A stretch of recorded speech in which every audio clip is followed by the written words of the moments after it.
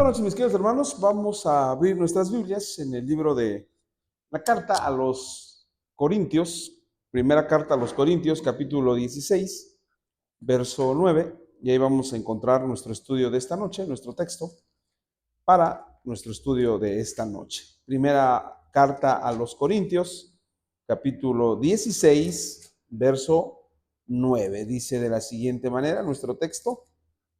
Dice así.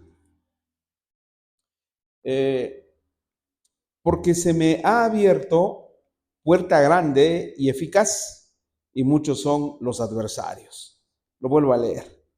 Porque se me ha abierto puerta grande y eficaz, y muchos son los adversarios. Vamos a orar. Señor, te damos gracias en esta noche por tu palabra. A través de ella tú nos enseñas, a través de ella tú nos guías, tú nos diriges siempre, Señor. Gracias por este tiempo, gracias por tu fidelidad, gracias por tu compasión. En el nombre de Cristo Jesús, amén y amén. Bien, estamos a 22 de octubre del año 2025 y estamos ya en la última etapa, en la parte final de nuestro mes de octubre que se le conoce en la iglesia evangélica, en la iglesia cristiana evangélica, como el mes de la Reforma. Y se le conoce así porque, como lo hemos dicho a lo largo de nuestros estudios desde el primer domingo de octubre, el día 31 de octubre de 1517, Martín Lutero clavó en la abadía de Wittenberg las 95 tesis. Y cuando uno se pregunta por qué lo hizo el 31 de octubre, por qué escogió esa fecha, por qué no utilizó otra fecha o por qué no lo hizo en otro momento y lo ocupó y lo hizo justamente el 31 de octubre. Bueno, lo hizo el 31 de octubre porque el 31 de octubre mucha gente acudía a la iglesia y evidentemente eran días en los que pues había mucha gente concentrada en la iglesia, era la celebración de lo que se conoce como los fieles difuntos, y entonces, o todos los santos, y entonces Martín Lutero quiso aprovechar ese momento de gran convocatoria para la iglesia y pegar sus 95 tesis para que toda la gente lo viera. Por eso es que el 31 de octubre de 1517, Martín Lutero clavó las 95 tesis y ese fue el punto de partida de lo que se conoce como Reforma Protestante, tanto para la iglesia evangélica como también para la historia de la humanidad. El protestantismo nació entonces en el movimiento de Martín Lutero el 31 de octubre de 1517. Y por eso es que a este mes le hemos llamado el mes octubre, mes de la Reforma. Y esta noche nuestro tema, hemos abordado bastantes temas, lo hemos hecho desde el domingo 3, 4 de octubre. Hicimos el primer domingo, hicimos la introducción, en la tarde hablamos sobre el papado, a la siguiente semana hablamos de las 5 solas, en la tarde hablamos el miércoles, en la tarde hablamos de la Inquisición, el miércoles hablamos del celibato, el domingo hablamos el domingo que pasó apenas hablamos sobre la libertad de conciencia, y hoy vamos a hablar del protestantismo y la Compañía de Jesús. ¿Qué es la Compañía de Jesús? Es una orden que también se conoce como los jesuitas. Y vamos a ver qué relación tiene el Reforma Protestante o el protestantismo con la Compañía de Jesús. Es lo que vamos a ver a lo largo de estos minutos y vamos a adentrarnos en un tema que es muy importante. ¿Cómo reaccionó la Iglesia Católica cuando el protestantismo empezó a expandirse en Europa? Países como Alemania, como Inglaterra, como los Países Bajos, como los escandinavos, Noruega, Dinamarca, Suecia, se convirtieron al protestantismo y entonces la Iglesia Católica reaccionó. Y vamos a ver cómo fue que reaccionó. El tema de esta noche justamente tiene que ver con eso.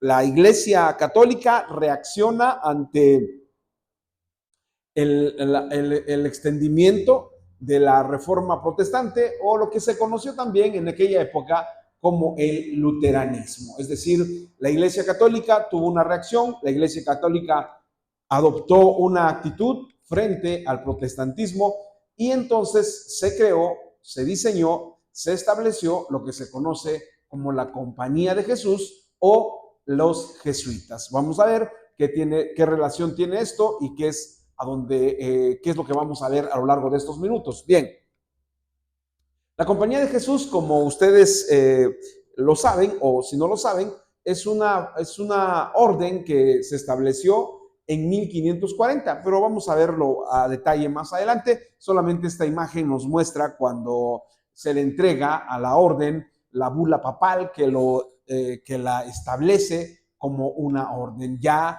había otras órdenes en aquellos años, ya estaban los franciscanos, ya estaban los benedictinos, ya estaban los dominicos, ya estaban los agustinianos, ya estaban muchas órdenes, ya estaban en trabajos dentro de la Iglesia Católica. Cuando nace y cuando se desarrolla la Compañía de Jesús, se agrega a estas órdenes que ya había. Bien, vamos a estudiar la Reforma Protestante y la Compañía de Jesús a través de 2 puntos. El fundador de la Compañía de Jesús y el propósito de la Compañía de Jesús. Eso es lo que vamos a abordar a lo largo de estos minutos y que van a resultar muy importantes para entender, para comprender cuál es el conflicto que se ha suscitado, cuál es el conflicto que ha existido desde hace muchísimo tiempo por la manera en que la Iglesia Católica reaccionó a la reforma de Martín Lutero.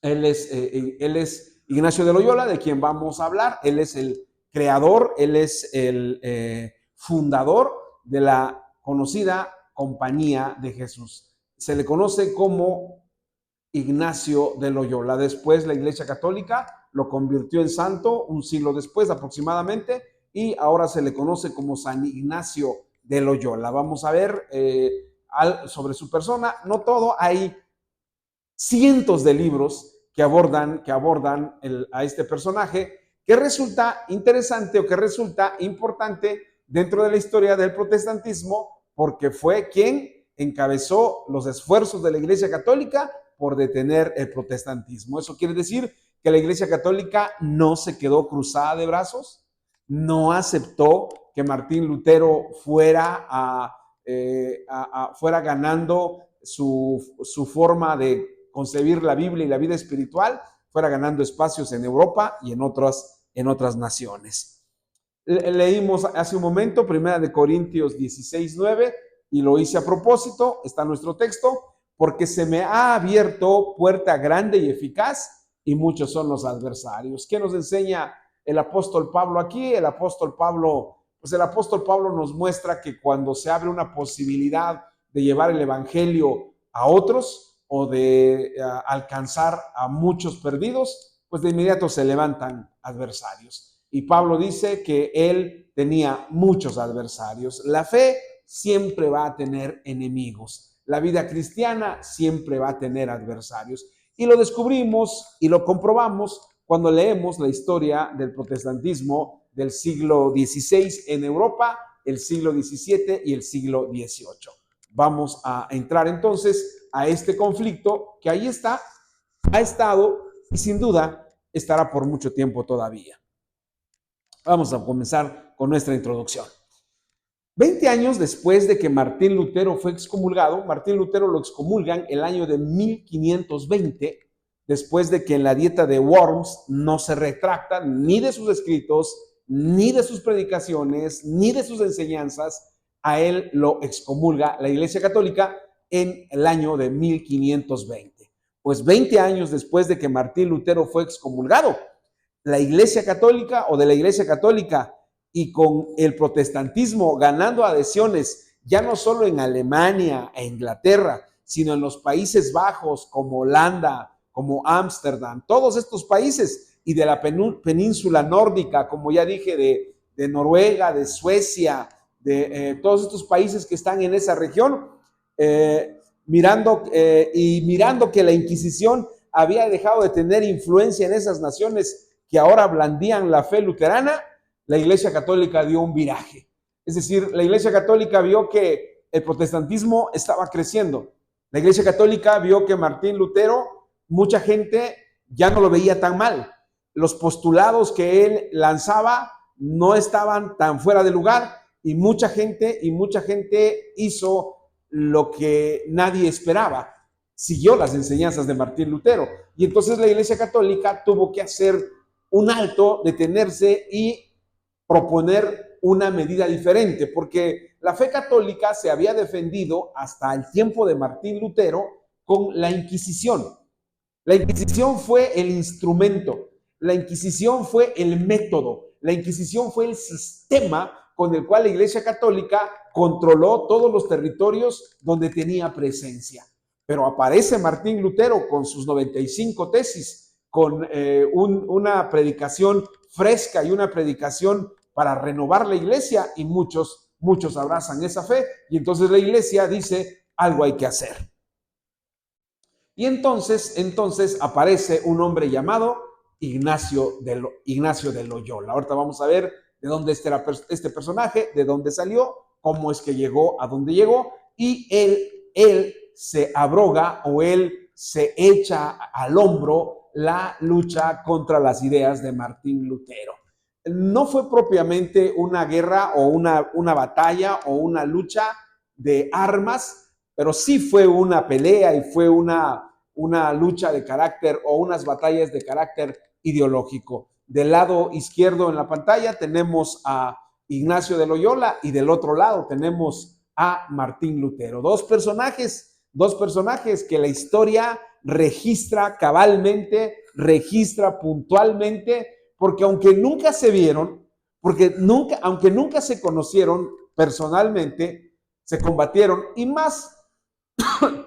más Ignacio de Loyola con Martín Lutero. Martín Lutero lo único que hacía era escribir lo que él pensaba, y una vez que no pudieron detenerlo y no pudieron llevarlo a la Inquisición, se dedicó por completo a enseñar lo que había descubierto a través de sus estudios de la Escritura. El 27 de septiembre de 1540, el Papa Pablo III firmó en el Palacio de Venecia la bula Regimini Militantis Ecclesiae, que en español quiere decir régimen de la iglesia militante, con lo que la agrupación de San Ignacio de Loyola, conocida como la Compañía de Jesús, alcanzaba el grado de orden. Había pasado muy pocos años,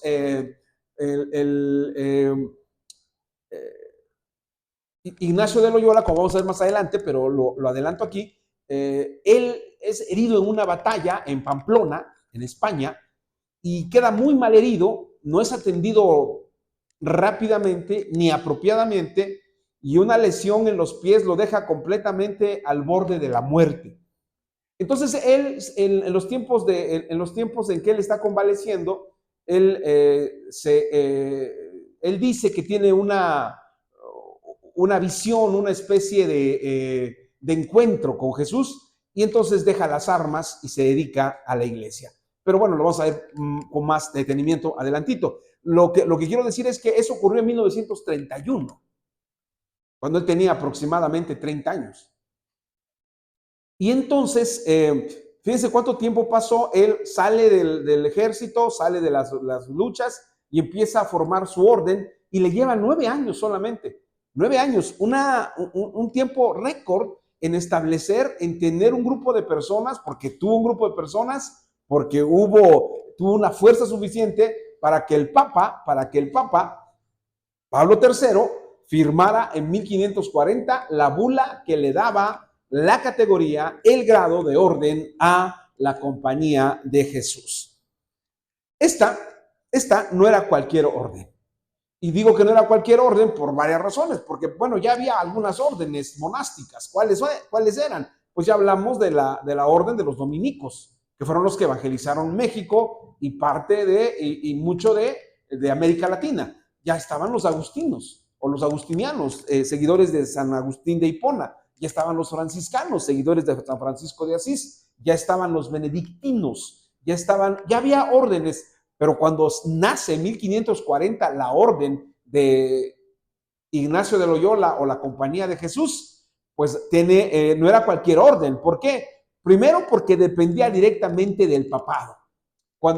cuando uno revisa la historia de la Compañía de Jesús, la Compañía de Jesús tenía una relación estrecha, estaban a la orden y algunos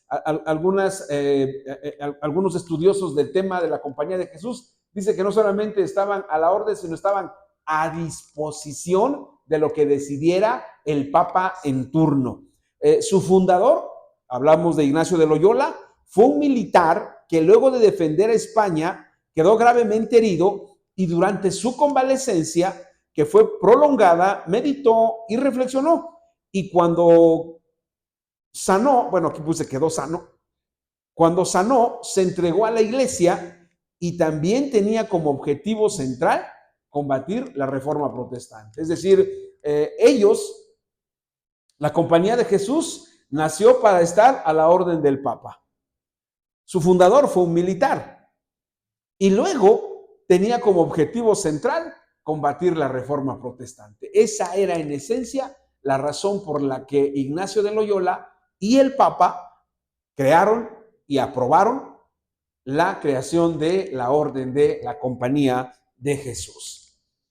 La Compañía de Jesús, les decía, nació con un objetivo central, un objetivo bien preciso, de tener a como diera lugar el crecimiento de las enseñanzas de Lutero, no solo en Europa, sino en todo territorio donde la Iglesia romana tuviera presencia, y con un método sencillo y complejo a la vez: dominar, controlar la educación, pero también enviando misioneros. Y aquí llegamos a un punto bien importante, bien interesante, porque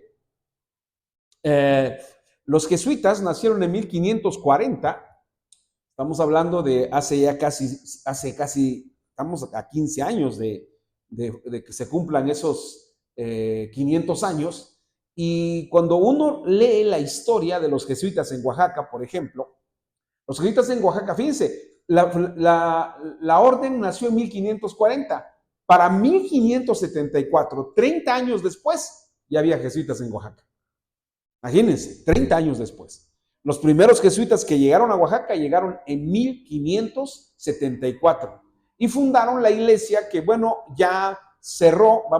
Si tuviéramos tiempo no lo vamos a tener, pero vamos a ver lo que pasó con los jesuitas. No tenemos tiempo para eso, pero aquí en Oaxaca es la iglesia que está en la calle de Flores Magón o de Ricardo Flores Magón, a un costado de los portales, a un costado del Palacio de Gobierno. Ahí está la iglesia de la Compañía, como la conocemos, pero ya dejó de ser de la Compañía de Jesús, ya ha pasado a ser administrada por el Arzobispado de Oaxaca, que es ahorita el administrador de ese templo de la Compañía de Jesús. Pero ahí llegaron los jesuitas 30 años después de haber sido ordenados y de haber sido dados o entregados como orden de la Iglesia Católica. Y digo eso porque ellos tenían en claro que para combatir la reforma protestante tenían que enviar gente a todos lados, y mandaron a Oaxaca a personas, a integrantes de la orden de la Compañía de Jesús. De esa manera, los jesuitas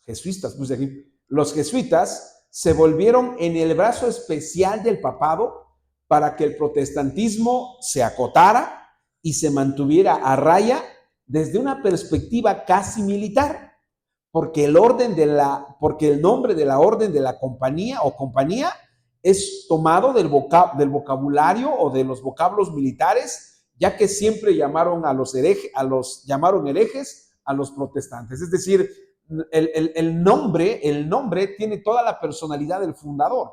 La Compañía de Jesús fue fundada por un militar.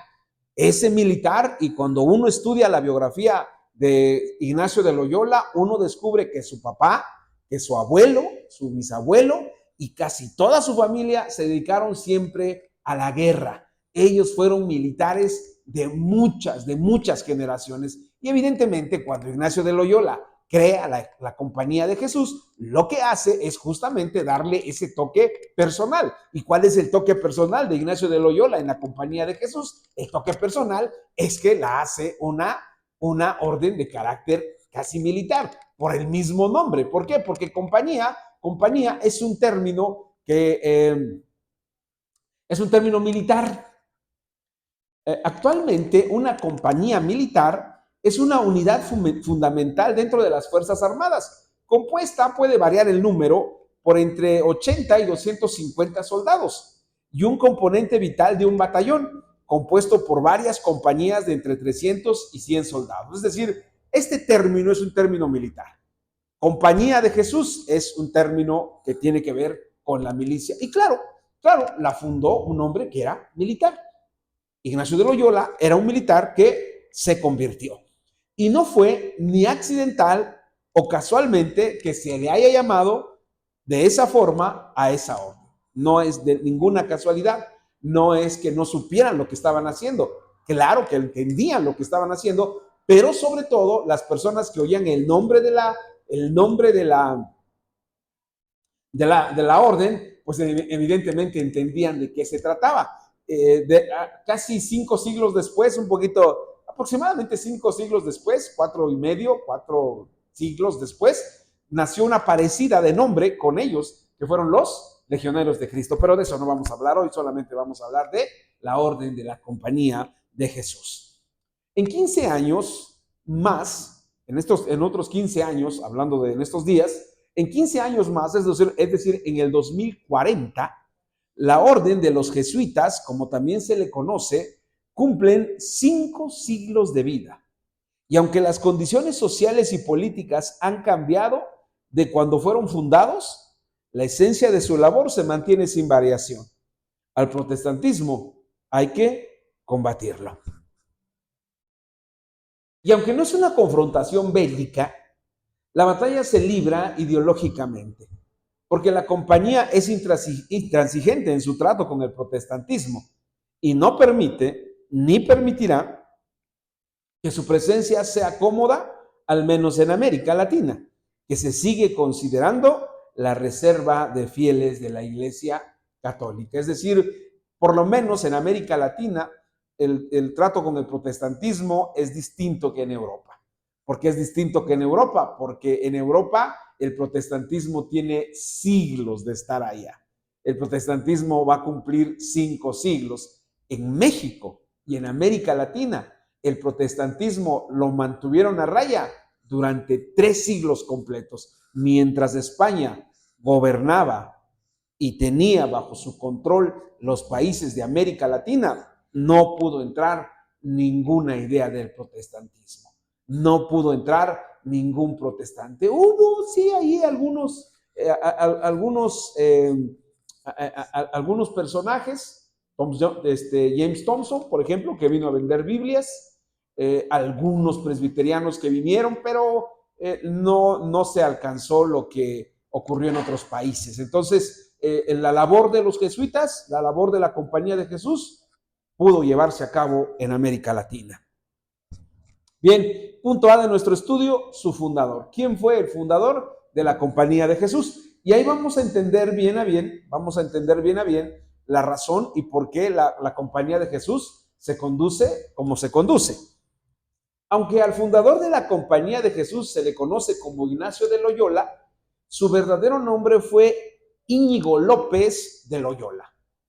Sus biógrafos más cercanos, sus biógrafos más serios,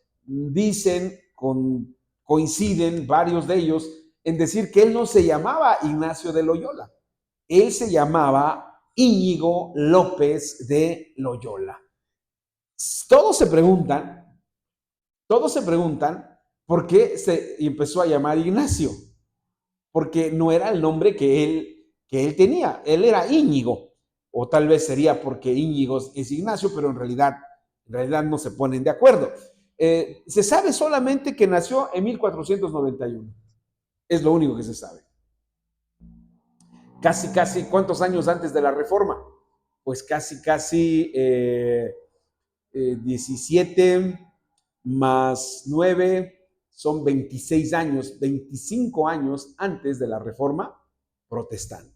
Él nació un año antes de que España descubriera América o Cristóbal Colón descubriera América. Sus biógrafos, los biógrafos de Ignacio de Loyola o Íñigo López de Loyola, les gusta señalar que nunca se contaminó ni con los judíos, ni con los árabes, ni con los herejes. Esta es una frase que les gusta mucho usar con Ignacio de Loyola, porque ellos dicen de Ignacio de Loyola que nunca se contaminó ni con los judíos, ni con los árabes, ni con los herejes. Bueno, uno entiende quiénes son los judíos, uno entiende quiénes son los árabes. La pregunta tal vez pueda ser, ¿quiénes son los herejes? Los luteranos, los protestantes, porque él los combatió y los combatió siempre pensando que eran unos herejes. Cuando tenía 31 años, o aproximadamente 30 años, fue herido gravemente en una batalla en Pamplona mientras defendía a España de los franceses. Y tras una larga convalecencia, leyó sobre la vida de los santos de la Iglesia Católica, lo que le hizo reflexionar en su vida y las prioridades de su existencia, dicen los escritores sobre su persona. Este es un pasaje que es fundamental en la historia de la vida de Ignacio de Loyola. ¿Por qué? Porque ahí fue, a los 30 años. Él, como les decía yo hace unos minutos, él venía de familia que se había dedicado a la guerra. Eran militares todos sus familiares. Su papá fue militar, sus hermanos eran militares, todos ellos eran militares. Y en esta batalla en Pamplona, él queda mal herido. Lo hacen, le hacen varias cirugías, imagínense, cirugías sin anestesia, y entonces él resiste, estuvo a punto de morir. Y una vez que él ha empezado a mejorar, se dedica en su convalecencia, se dedica exclusivamente a leer. Y ahí es el punto de partida. Él, terminando su enfermedad o su malestar, lo que hace Ignacio de Loyola es dejar las armas. Y entonces comienza a agrupar gente, comienza a tener gente para que lo ayuden a formar lo que sería la Compañía de Jesús.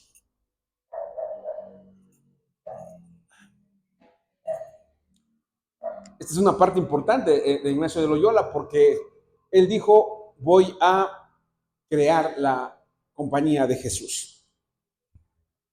Descendiente de soldados y militares, Íñigo López de Loyola imprimió a la orden que fundó el toque militar que gustaba mucho en el tiempo en que se consolidó su proyecto para reclutar seguidores. La gente decía, yo voy a ser, y esta es una frase muy bíblica, yo voy a ser soldado de Jesucristo y voy a ser reclutado en la Compañía de Jesús. Entonces, desde que la gente ingresaba a la orden, ya sabía el tono, ya sabía a lo que se entregaba, y eso levantó en ese tiempo mucha gente con muchas simpatías, particularmente de España, porque hemos de recordar que España fue el único país que tampoco en España, en la península ibérica, dejó entrar al protestantismo. No podían entrar alemanes, aunque fueran católicos, porque se pensaba que si un alemán entraba, podría traer las enseñanzas de Martín Lutero. Y entonces encontramos a Ignacio de Loyola creando una organización que pudiera ser atractiva. Atractiva en un tiempo en el que, sobre todo para los españoles, en un tiempo en el que el protestantismo era mal visto. Y una palabra que incitaba o que excitaba o que enardecía a la gente era hablar de un hereje.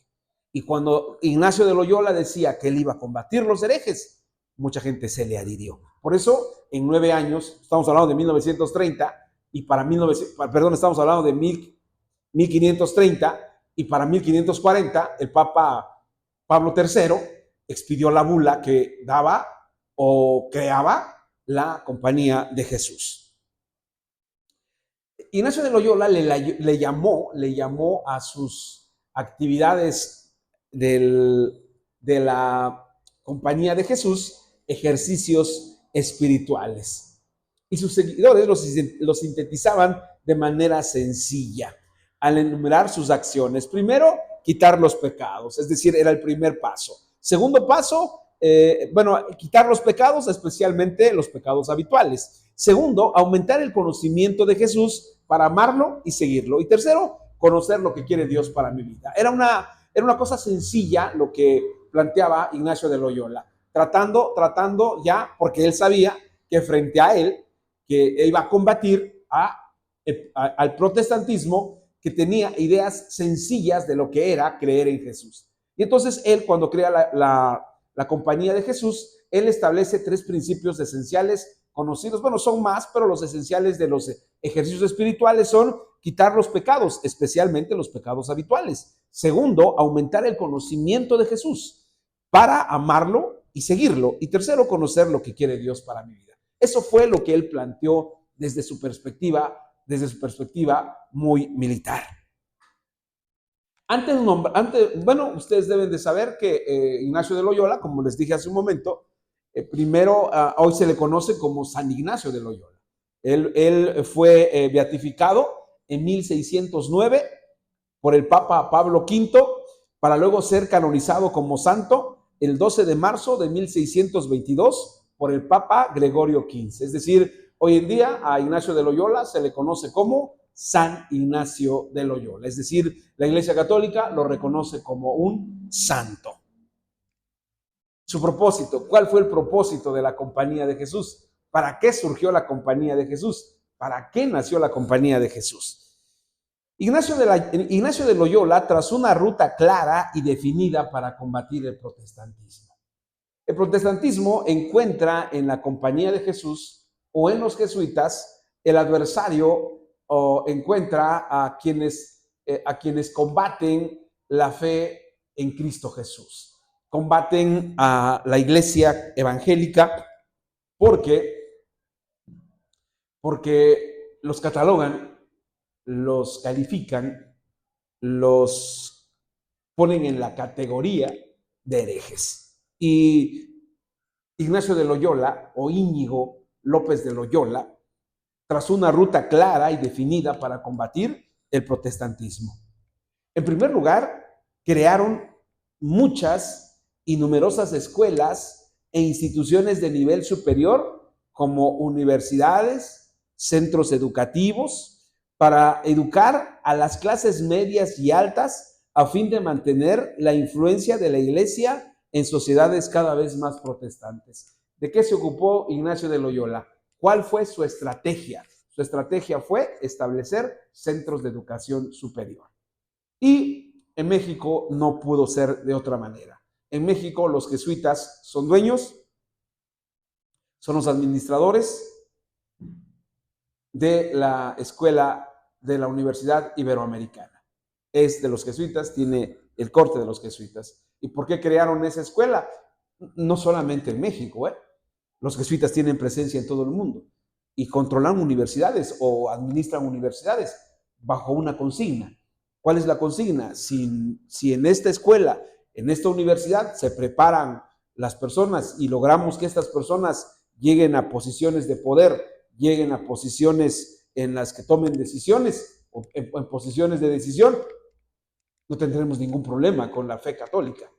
Tendrán problemas los protestantes. Y entonces esa es la razón por la que el protestantismo tuvo en Ignacio de Loyola o en los jesuitas o la Compañía de Jesús a un adversario que sabía cómo combatirlos. En segundo término, los jesuitas se dedicaron a la labor misionera, enviando jesuitas a diferentes partes del mundo para expandir el catolicismo en otras partes del orbe y contrarrestar el avance del protestantismo. Les decía yo, les ponía el ejemplo de Oaxaca. Oaxaca, con decirles que en los libros de historia de la Compañía de Jesús en Oaxaca, cuando ellos llegaron, ni siquiera tenían un lugar donde predicar.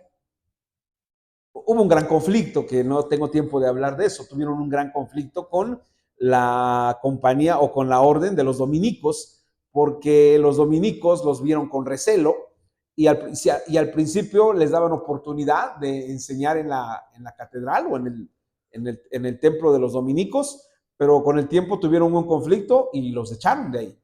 Y los jesuitas tuvieron que salir y tuvieron que dejar la iglesia, la catedral, y se concentraron en un lugar Estoy hablándoles de hace 500 años. No había nada. Y así vinieron. ¿Por qué? Porque tenían una función de contrarrestar el protestantismo y la manera de contrarrestarlo era justamente haciendo labor misionera. Y finalmente, vieron su papel como una defensa de la fe católica frente a las ideas que consideraban heréticas, como el luteranismo. Los jesuitas se pusieron la armadura para pelear por la Iglesia Católica contra los herejes, es decir, contra los luteranos. La Reforma Protestante avanzó, tal vez hubiera avanzado más si no hubiera sido que la Iglesia Católica creó la orden de la Compañía de Jesús para contrarrestar a la Reforma Protestante. Y bueno, hasta aquí llegamos en este tema de la Reforma Protestante o de la Reforma Protestante y la Compañía de Jesús. Pablo escribió en 1 Corintios 16:9, porque se me ha abierto una puerta grande y eficaz, pero muchos son los adversarios. El protestantismo fue la oportunidad para muchas naciones para acercarse a Dios de manera genuina. Pero la Compañía de Jesús usó todos los recursos para detener el protestantismo. Vamos a orar. Señor, te damos gracias porque tu obra seguirá, Señor, a pesar de los adversarios que tenga. Gracias porque tu palabra se extendió, se extiende y se extenderá hasta lo último de la tierra, aunque tenga adversarios y aunque tenga enemigos. En el nombre de Cristo Jesús te damos gracias. Amén.